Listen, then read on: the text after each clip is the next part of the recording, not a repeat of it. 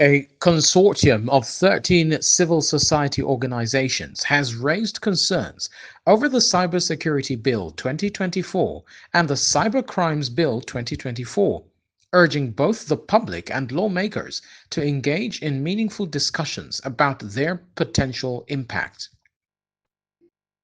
Speaking at a media briefing in Lusaka, Mr. Zambia National Director Austin Kayanda, reading a statement on behalf of the CSOs, emphasized the need for citizen engagement. The bills allow officers to intercept communication, enter premises, and retrieve data without sufficient checks and balances, threatening civil liberties. Number 4, mass surveillance. Cybersecurity Bill Section 21 establishes a central monitoring center without safeguarding for data security and retention, violating international human rights standards. Number 5, overboard definition and criminalization. The Cybersecurity Bill, clause number 3, criminalizes unauthorized access to computer systems without specifying intent, which could affect ethical hacking, cybersecurity testing, and whistleblowing. Number 6, definition of critical information. Cybersecurity Bill Section 2 includes personal data as critical information, potentially justifying mass surveillance and public violations.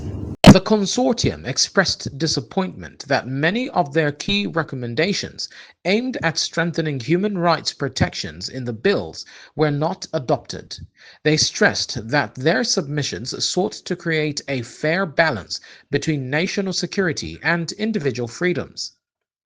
Mr. Zambia Chairperson Lorraine Mwanza reaffirmed the organization's commitment to monitoring the legislative process and advocating for the public interest. This marks the second time we are engaging on this matter, emphasizing its agency and importance.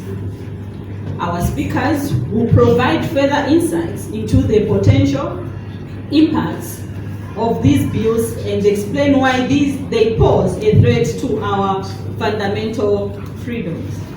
Meanwhile, Chapter 1 Foundation advocate Henry Mulenga echoed similar sentiments, warning that vague provisions in the bills could be misused to suppress freedom of expression.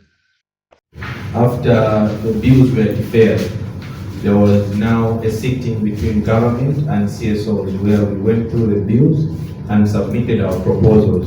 So from the proposals that we submitted, others were accepted, others were not accepted. And that is what is stated in the press statement.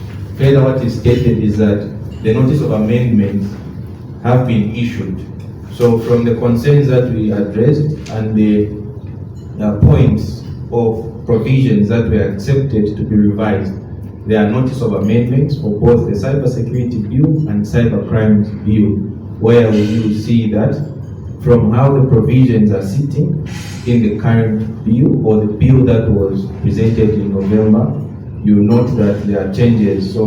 As the legislative process continues, civil society organizations are calling for further consultations to ensure a balanced and democratic approach to cyber regulations in Zambia.